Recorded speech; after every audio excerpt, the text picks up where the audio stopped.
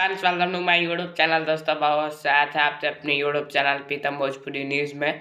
तो दोस्तों, अभी सही वीडियो कर दीजिए लाइक और चैनल बनाए तो सब्सक्राइब करते बेल आइकन जरूर दबा लीजिए, क्योंकि भोजपुरी सभी छोटी बड़ी खबरें आपको इस चैनल पे मिलती रहती है। तो दोस्तों, वीडियो में बात करते थे Khesari Lal Yadav back to back 4-5-6-7 दिन से धमाका ही धमाका लगातार बैक टू बैक दे रहे हैं। और एक जाना था रिपोर्ट आ गया है पोस्टर आज 2 बजे दोपहर टिप्स भोजपुरी यूट्यूब चैनल से इसका वीडियो सुन जा रहा है, जिसका ऑडियो आ चुका है पहले।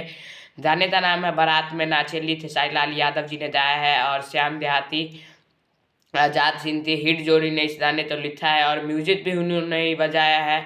और इसका वीडियो सुन आ रहा है, काफ़ी कमाल का वीडियो है। और आज दोपहर 2 बजे टिप्स भोजपुरी चैनल पर।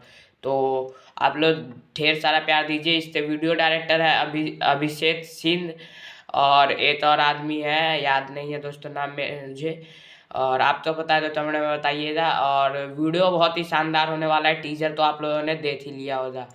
और इससे कोरियोग्राफर हैं महेश आचार्य, जो कि भोजपुरी है, कॉमेडियन भी है। तो जय हिंद, जय